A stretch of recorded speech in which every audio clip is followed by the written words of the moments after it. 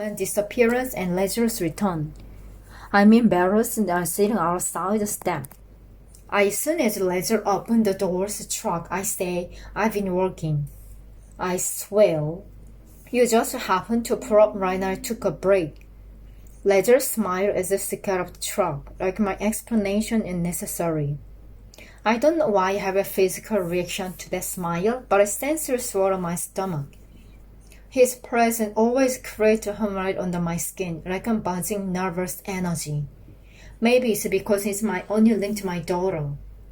Maybe it's because I think about what happened between us and Ellie every time I close eyes at night. Maybe it's because he's my boss now and I really don't want to lose this job. And here I am not doing anything. And I suddenly feel like a pathetic asshole.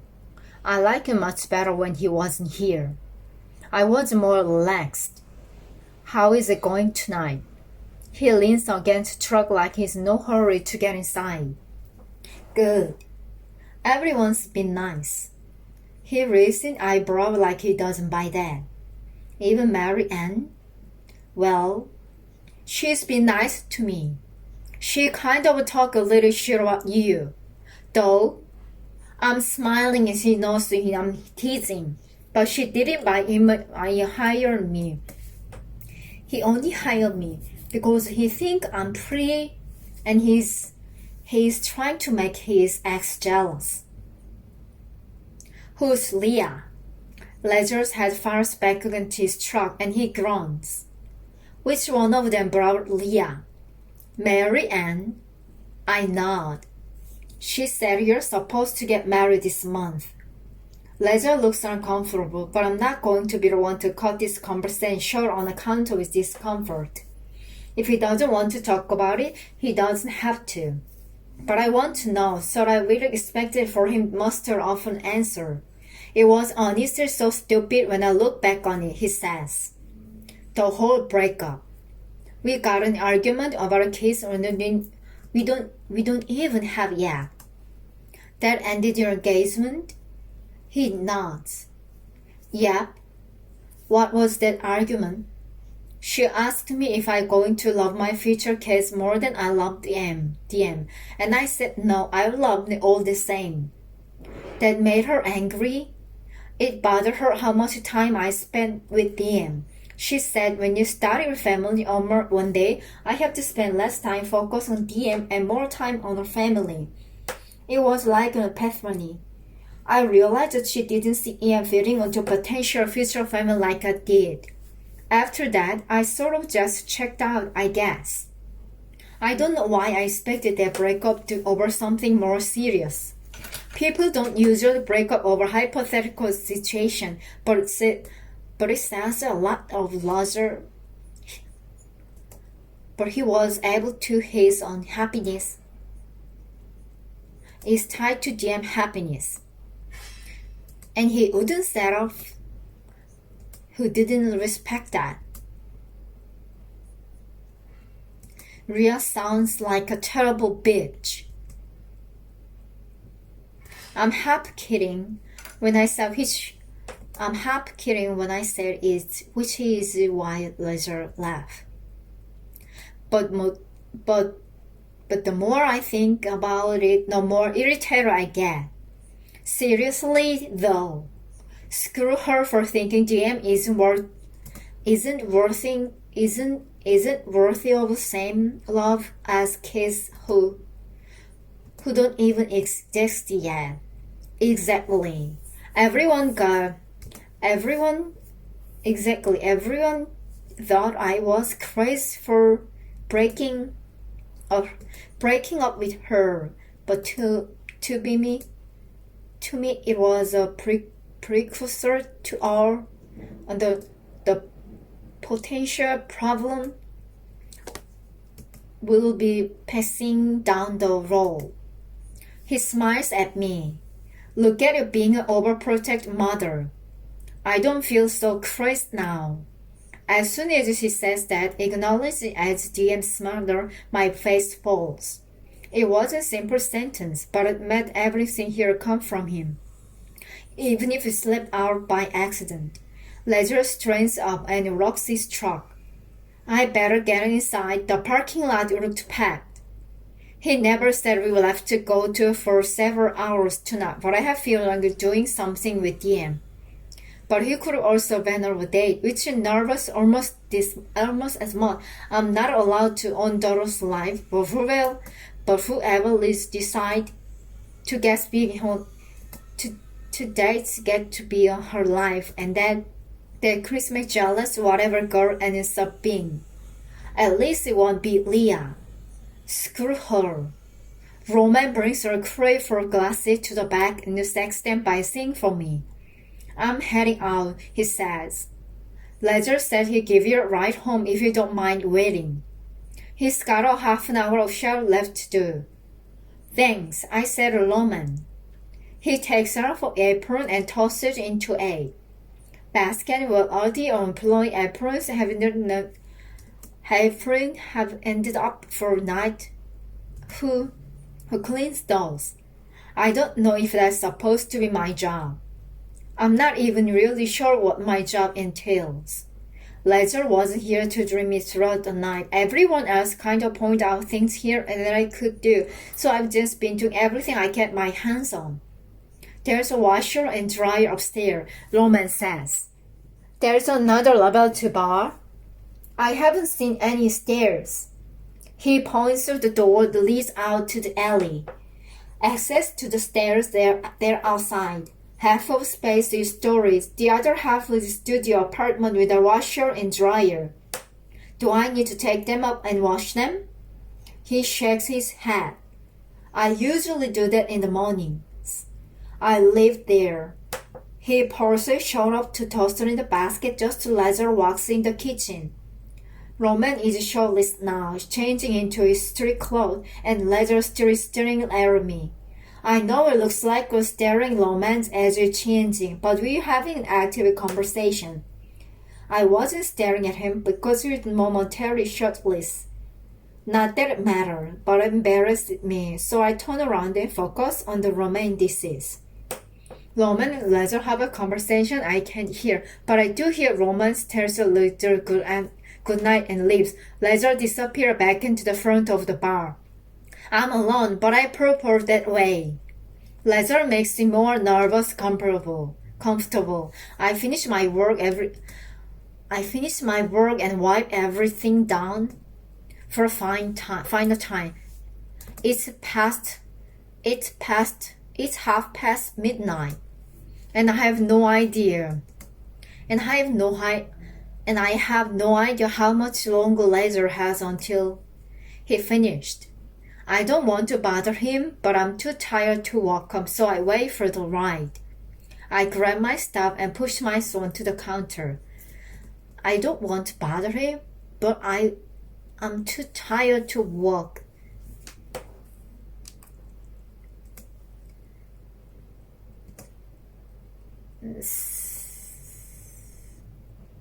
I don't want to bother him, but I'm too tired to walk home, so I wait for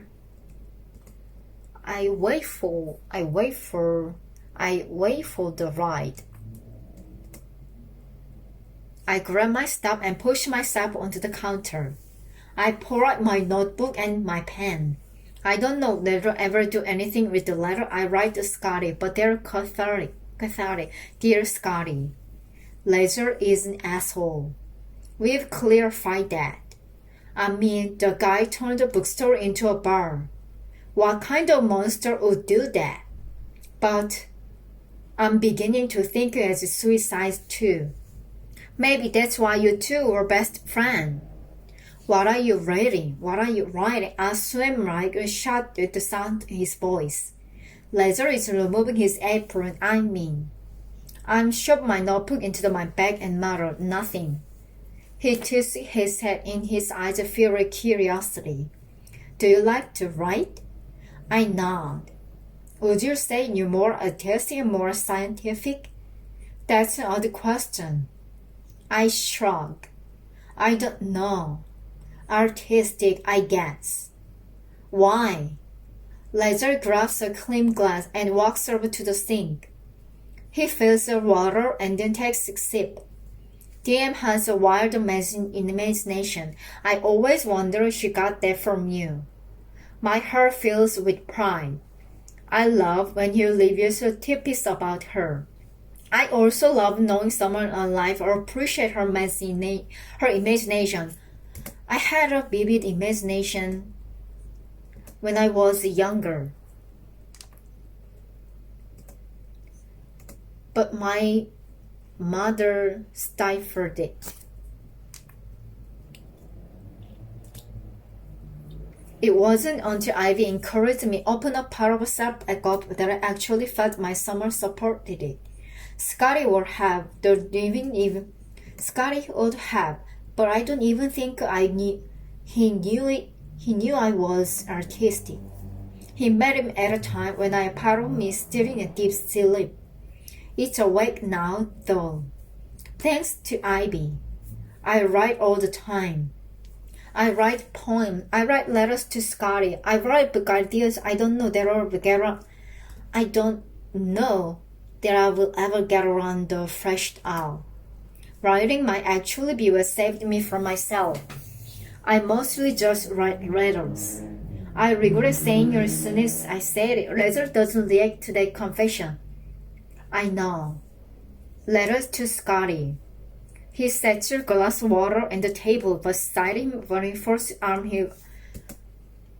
beside him and then folds his arms over his chest. How do you know I write him letters? I saw one, he said. Don't worry, I didn't read it. I just saw one of the pages when I grabbed your bag out of your locker. I wonder he saw a stack of paper. I was worried he might have hid, but he said didn't read them. For some reason, I believe him. How many? I was worried he might have picked up if he said he didn't read them of some reason. I believed him. How many letters have you written him? Over 300. He shakes his head and believes that something makes him smile. Scotty hated writing. He used to pay me write his report for him. That makes me laugh. Because I wrote paper or two for him when we were together. It's real taking with someone who knows Scotty in a lot of the same ways I knew him. I've honestly never experienced this before. It feels good. Thinking about him it feels good. Thinking about him in a way that makes me laugh instead of cry. I wish I knew more about Scotty outside of who he was with me. DM might grow up to be a writer someday. She likes to make up words. Says, if she doesn't know what sums it calls, she just invents a word for it. Like what? Solar lights, she says. The kind that like sidewalks? We don't know why, but she calls them petals. That makes me smile, but it also makes me April jealousy. I want to know her like he does. What else? My voice is quieter when I'm trying to hide the fact that it's shaking. My voice is quieter because I'm trying to hide the fact that it's shaking. The other day she was riding her bike and her feet kept slipping on the pedal. She said, my feet won't stop flutter. I asked her what flutter meant. She said it she was flat and her feet slipped out of them. And she thinks sucking means berry. She said, I'm sucking tired or I'm sucking hungry. It hurt too much to even laugh out. Sucking I know sucking. I learned sucking up the sun. Suck up the sun. She thinks sucking means very. She will say I'm sucking tired. I'm sucking hungry. It hurt. I'm sucking. She will say I'm sucking tired or I'm sucking hungry. I'm sucking tired or I'm sucking hungry. It hurts too much to even laugh at that. I first smile. I think lasers can censor silk or daughter. I'm not allowed to know in leaping me into. He stops smiling and walks to the sink and washes glass. You ready? I nod and hop off the table. On the drive home, he said, I nod and hop off the table.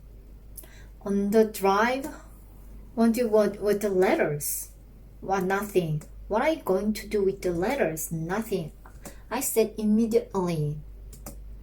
I just like reading them. Writing them. What are the letters about? Everything. Sometimes nothing. I look at my window, so with the truth on my face.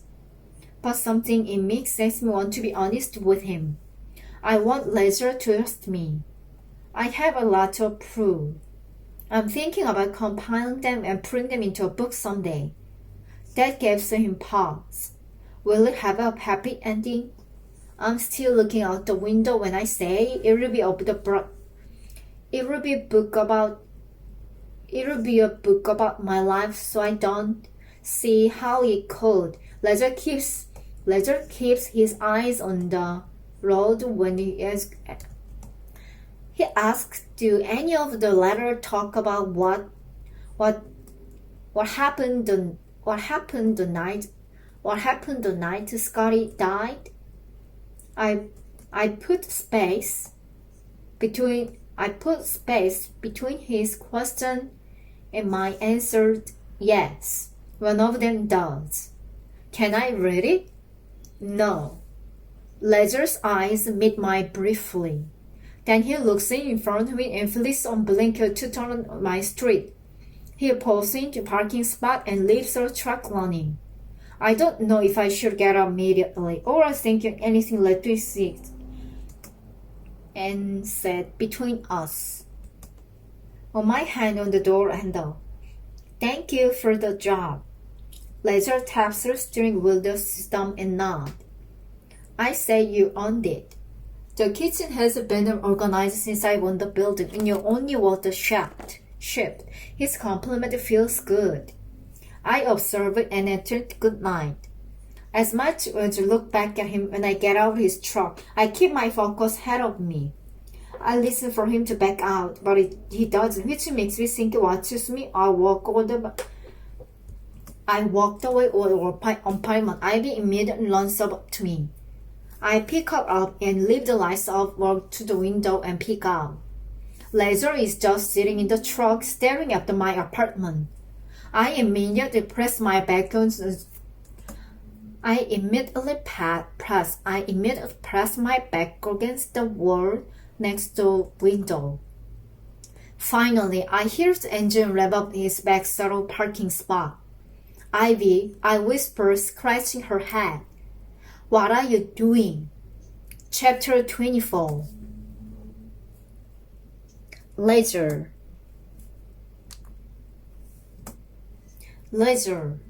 I glance at parking equipment and I immediately start packing faster. The mom begins walking toward me. When I come and make good formation like this, it's never good.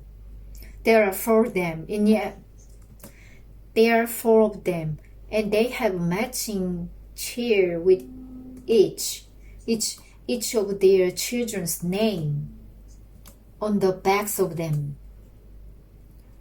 They're either going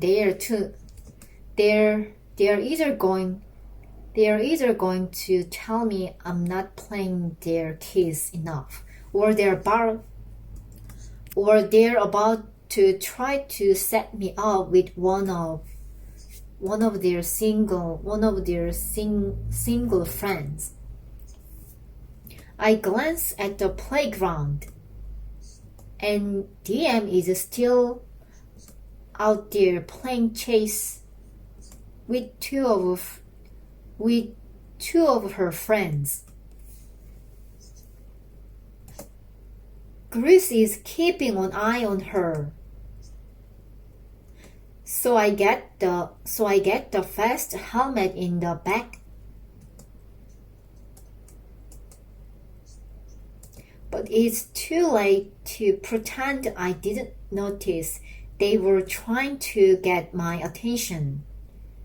It's too late to pretend I didn't notice they were trying to get my attention.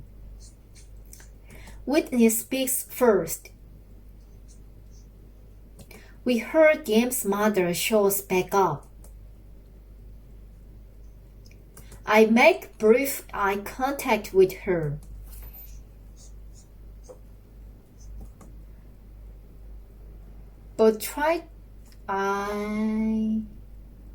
We heard DM mother shows back up.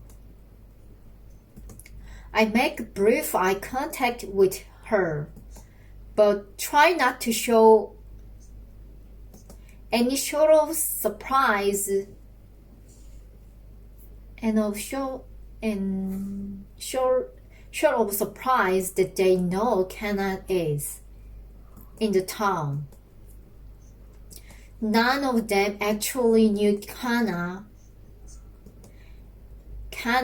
in the brief time she dated Scotty. None of these women even knew Scotty. But they know DM. And they know me and they know the story. So they think they're entitled to the truth. Where did you hear that?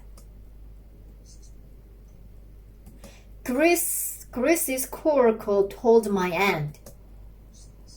One of the mothers says, I can't believe she actually had the nerve. I can't believe she actually had the nerve to come back. Whitney says. Grady said Grace and Patrick filed a grading order. They did. I played dumb. Because it's better than letting them know how much I know. They will just ask more questions. You didn't know? Whitney asks. We talked about it. Wasn't sure if they went through with it.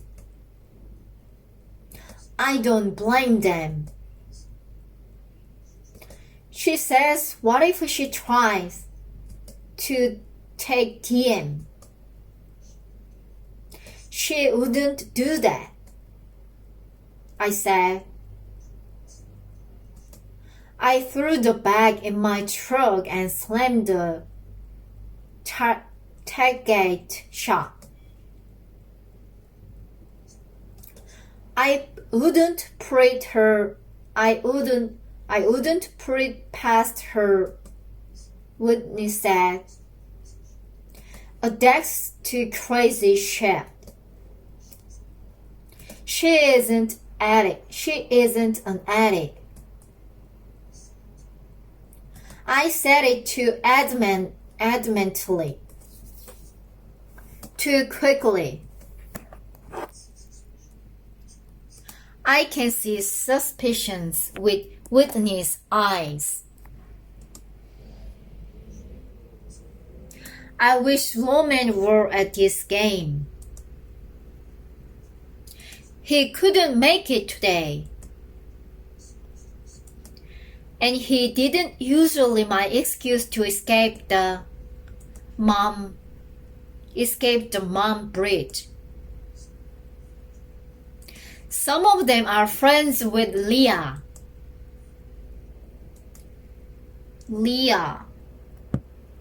So they don't flirt with me directly out of respect for her. But Roman isn't off limit. So usually leave him to the wolves when they show up. Tell Greedy I said hello. I walk away from them and had told Grace and DM. I don't know how to defend Kanan in this kind of situation. I don't know that I should.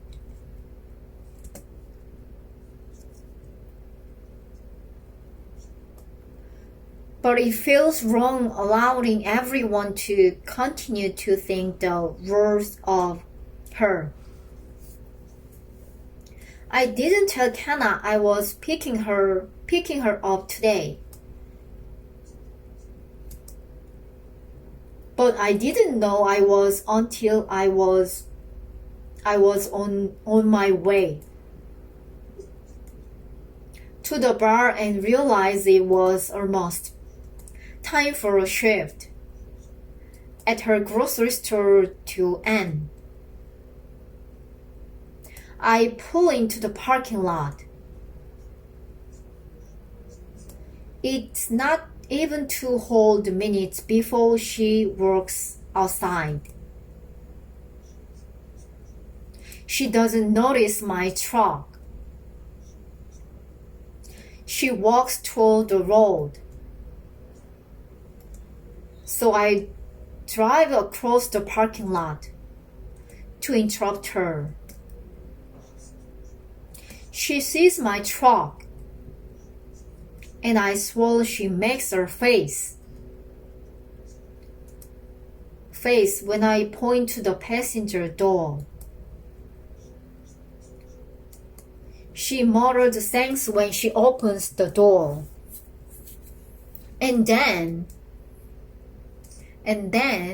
you don't have to give me a ride. I'm fine walking. I just left the ball field. Was on my way. She set her purse between us. Pulls on her seatbelt.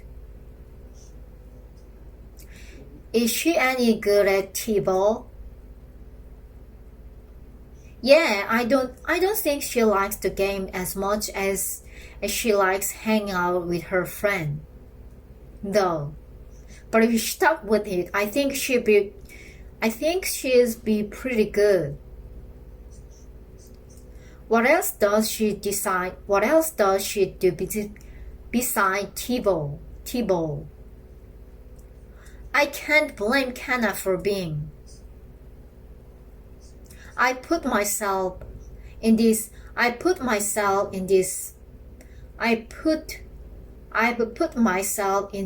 position by elderly sharing too much with her to her, but now the moms have planting seed in her head. What if she only asking so she can get a hand on DM's schedule? The more she knows about DM's activities, easier it would be for her she show up, take her. I feel guilty even thinking that DM is my number 1 priority in my life. I feel guilty even thinking that. But DM is my number 1 priority.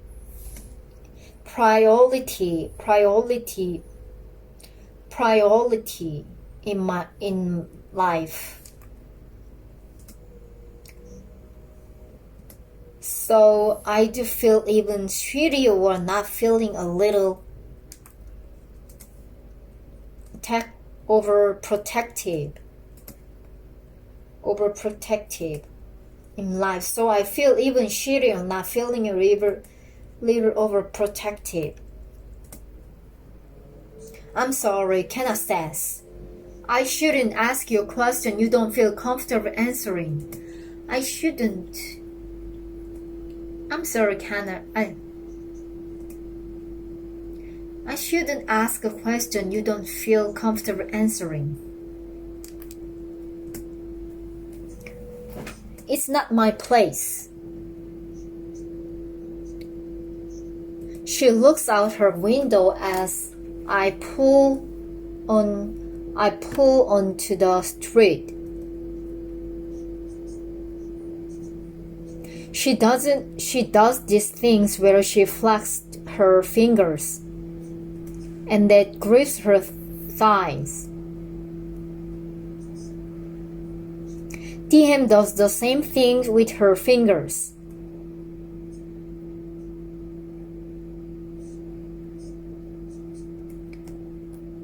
DM does the same thing with her fingers. It's incredible how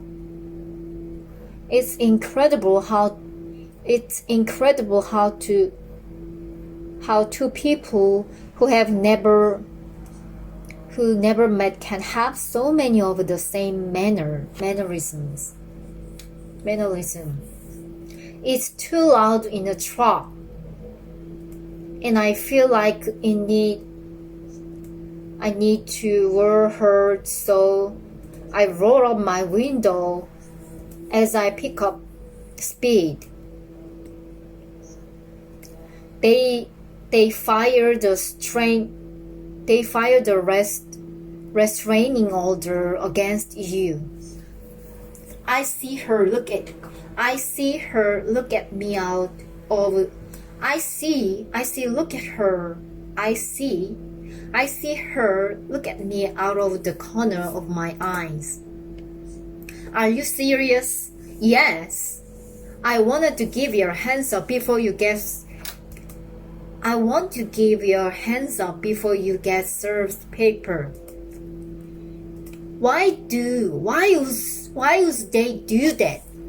would they do that? I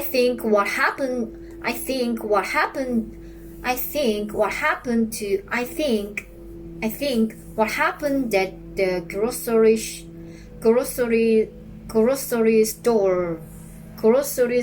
scared.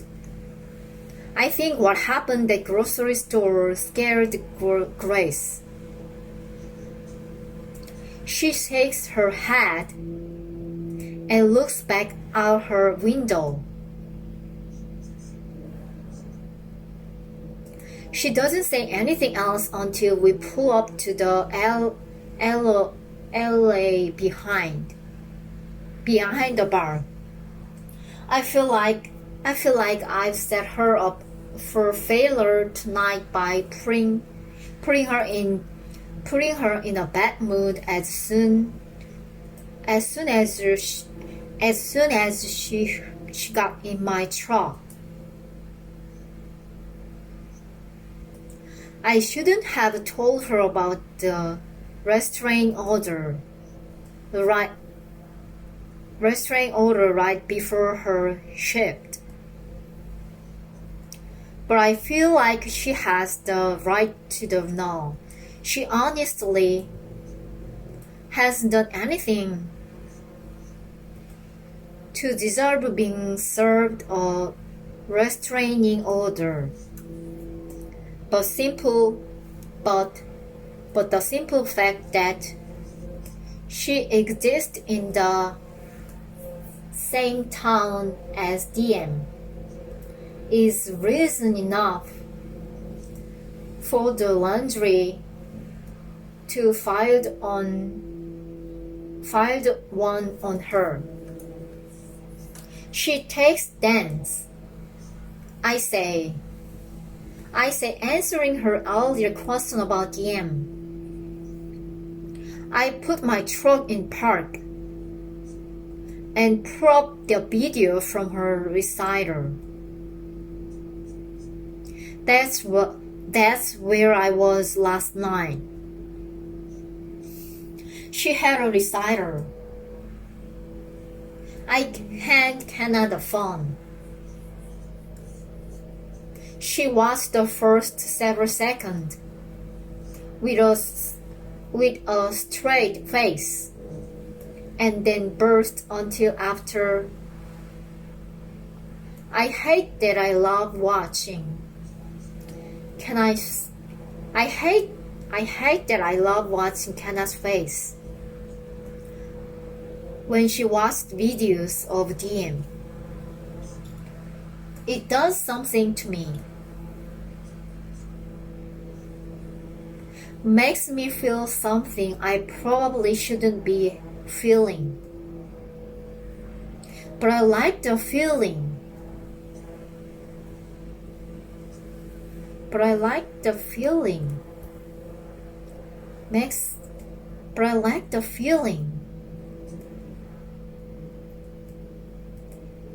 And it makes me wonder what if it would be like getting to witness Kenna and DM interact in real life. Kenna watches the video. There are times with a huge smile on her face. She is horrible. It makes me laugh. There is a joy to her voice that isn't usually there. And I wonder if the joy would always be present if Andy were a part of Kenna's life. Does she like dance? Kenna asks. I shake my head. No. After the recital was over,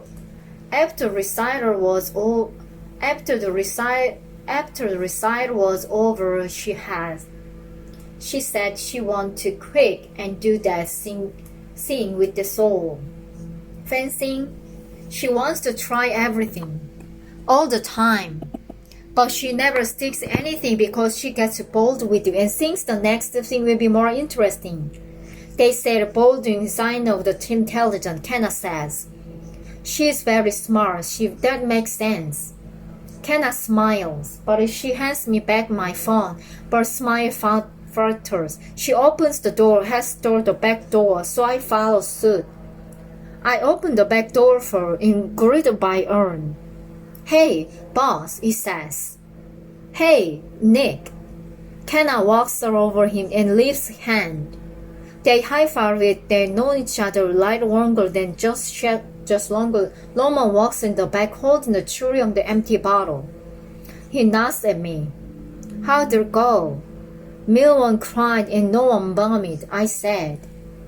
That's what we consider a successful day in T-ball. Roman gets Kenna's attention. She glued me free. I put 3 of them in fridge for you. It's the first excitement. It's the first hint of excitement I've ever seen come from her that had nothing to. Chapter 25. Kenna, I got a paycheck. It was small, and when payday worked out, it was only for a partial week, but it was not after I find a new phone. Oh my God. I'm sitting on the picnic table outside an apartment browsing it. I opened the grocery store today with several hours between the shift and my shift bar tonight, so I'm just passing out time outside. I try to get as much vitamin D as I can, considering my outdoor time is scheduled and limited for 5 solid years. I should probably buy D supplement so I can catch up. Schedule limited for 5 salary year. I should probably buy vitamin D supplement so I can catch up. I should probably buy vitamin D supplement so my body can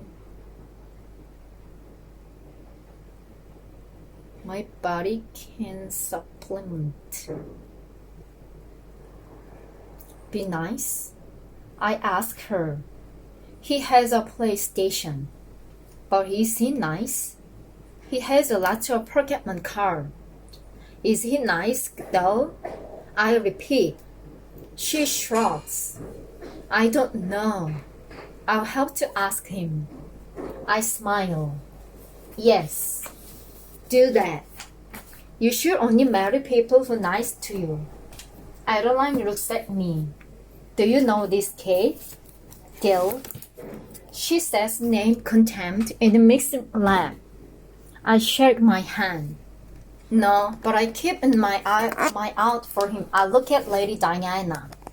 And no make sure he's nice. Adeline looks so relieved. Thank you. She stands up. Are you coming to the lunch on Sunday? What lunch? We're having a small lunch here for Mother's Day. I told you, Lady Diana, to invite you. I feel the sting in the mention of that holiday. I've tried not to think about it. It'll be the first time I've experienced that outside of prison and the same time as DM. Lady Diana says, Kenneth's daughter was kidnapped, so I didn't invite her. I immediately shake my hand. She wasn't kidnapped. It's a long story. I don't have custody of her right now. I am mortified. Adeline can tell. Don't worry, the lunch is for everyone who lives here, Adeline said. We mostly hosted for Ruth since her kids live so far away. I'm not, because I feel like if I agree to come, she won't pressure me, and then maybe I won't explain why Lady Diana said my daughter was kidnapped. What can I bring? We've got a cover, she says. It was good to meet you. She starts to walk away, but spins around. Actually, do you know anyone with extra table in the future? I think we're gonna need more seating. I want to sit now since I don't know anyone but Ledger. But I don't hurt anyone but Ledger.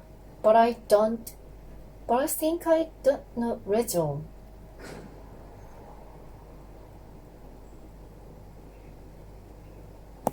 But I think I don't like Ledger. It's very lonely as I am, so I just nod and say I can ask her around. Adeline tells me it was nice fun. Adeline tells me was finally meet me, and then she walks toward the line but lingers behind. When her mother is gone, she reaches for my phone.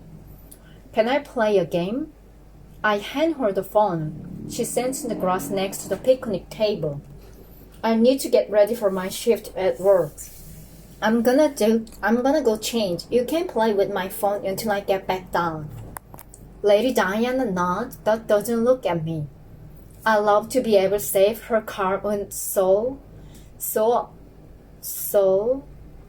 I no longer have to work out. But being forced to save up upon up just moved away.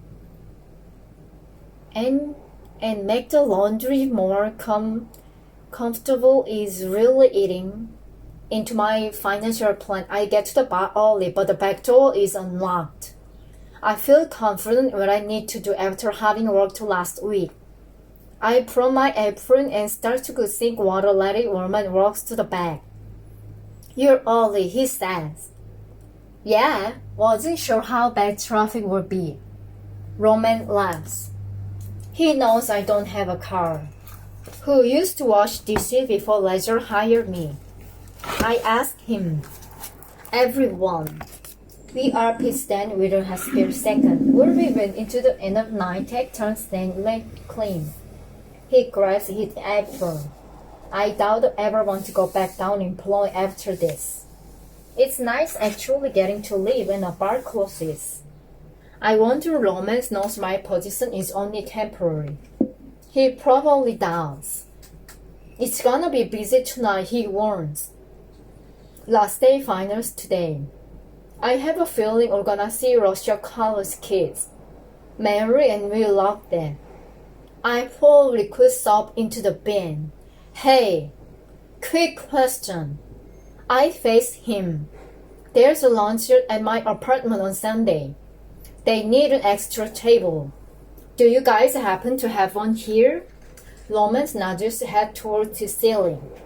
Open stories, I think. He looks at his phone screen. We still have a while before we open. Let's go check. I turn off the water and follow him out to the alley. He pulls a ring of key in his front pocket and flips the step. Excuse the mess, he says, inserting keys into the door. I usually keep it a little clean up here in case around. It's been a while. He pulls the door open to reveal a well stairwell. What's a run? I ask as I follow him up to the apartment. The stairwell curves after the last step, and the door opens up to space about the size of bed kitchen of the bar. It's the same the floor plan is finished out to actually be living space. Ronso when called the leftover drum paper at the end of the night no one cleans.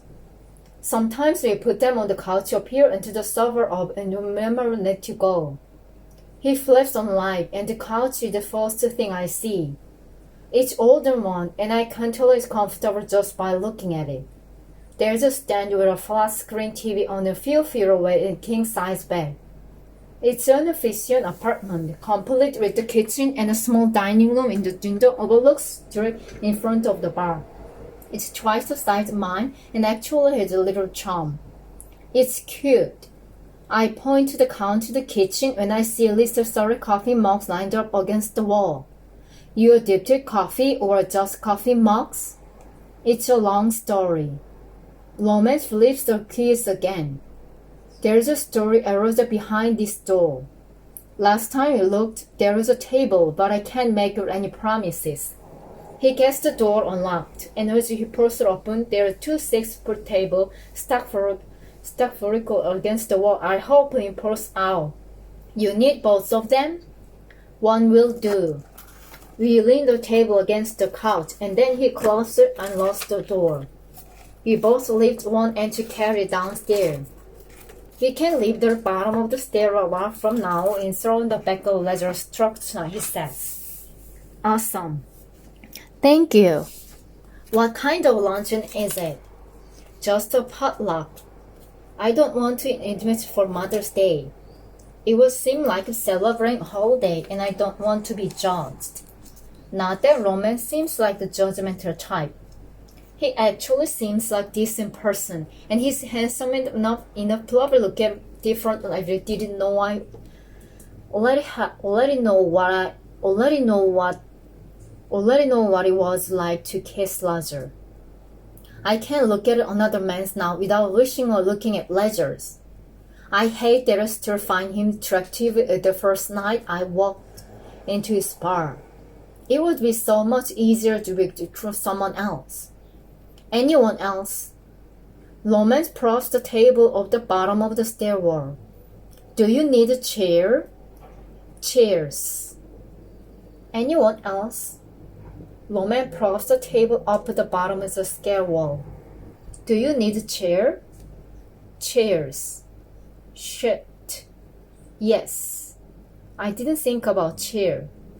He heads back upstairs, and I follow him. So, how do you and Lazar know each other? He still won't enjoy me playing football. I paused top of the stair.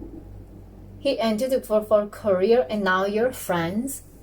I'm not sure I follow her that you reject could have occurred. Roman eyes me carefully as he unlocks the story's door again. You really don't know story? I shared my head. I've been sort of preoccupied for several years. He laughs quietly. Yeah, I guess so. I'll give you the condensed version. He opens the door and starts grabbing chair. I had to knee surgery after the injury, Loman says. I was in a lot of pain. Got addictive pain pills. Spent every penny. I spent any penny I made in the EFA on my addiction. He sat to 2 chairs outside the door and then grasped 2 more. Let's just say I fucked up my life pretty good. Woke up at 2 leisure, he tracked me down. I even though accident. My God. Joke by myself. Oh. Maybe too fast. I'm so hot. Yeah, my body. Oh. Just read aloud. My body. Oh. Works well. Every penny I made in NFL in my addiction. He sat to 2 chairs outside the door and then grasped 2 more. Let's just say I fucked up my life pretty good. Woke up at 2 leisure and he tracked me down. I think he felt someone responsible, even though due to my need is accident. But he showed up everyone else back out. He made sure I got the help I needed. I don't know what to do with the information he just handed me. Oh. Wow. Roman has all 6 chairs stacked against the wall before he closed the door.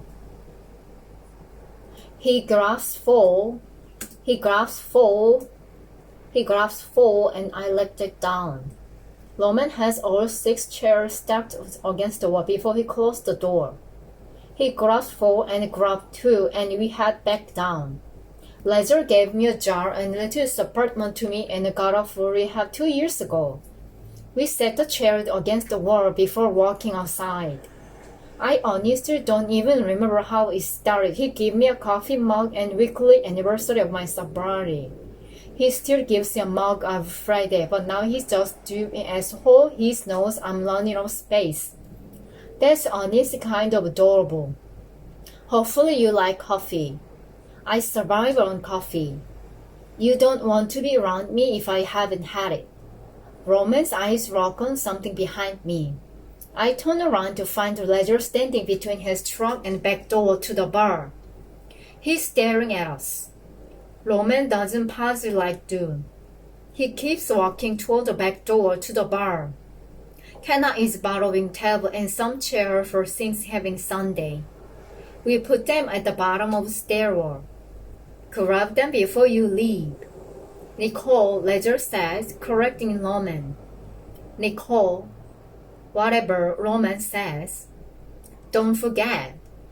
Tables. Chairs. Right home. He disappeared into the bar. Leisure looks at the ground for a moment before staring at me. What kind of thing do you need a table for? I shoved my hand to my back pocket. It's just lunch on Sunday. At my apartment. He can't continue staring at me as one more explanation. Sunday is Mother's Day. I nod and start walking toward the door. Yep. My is celebrate the Mother's Day in my apartment since I can't celebrate day with my daughter. My voice is clipped when I walk inside. Maybe it's very accusatory. The door falls shut behind me without thought. Without walk straight, same sink a ton of water. I grabbed the headphone Mary's and let me borrow last week, but this time I plugged into my phone now that I finally have one. I loaded up an audiobook to get me through the shift. I can feel a slavery in my neck or Leisure entrance building. I wait for a scan and look over my shoulder to see what he's doing. He's walking toward the front, staring straight ahead the whole time. I can't tell what he's thinking when his words stir expression. The think of a Leisure's expression is having literally seen many of them since first night he was working. He seems loose and carefully night behind the bar. But since the moment he found out who I was, he seems like flexible in my presence. Almost like he's doing everything he can keep me doing his thought. Chapter 26. Leisure. The dreams in my body feel locked in place whether attempting to execute the mission even with stiffness that stupid lizard's hangover. But I'm not hangover. Just irritated. Is that what you say? I'm reacting like an asshole. I know what a new Roman used to, but my mature can't seem to catch up and take over. How long is Kenna been here? How long within Roman's apartment? Why did she sing? Why did she sing? What the fuck do I care? I don't know what to do is the feeling, so I wonder if try keep them stuff in my throat or my stomach or wherever people talk about shit. I don't need historic shift in our attitude. It's the finals week. Tonight is going to insane as it.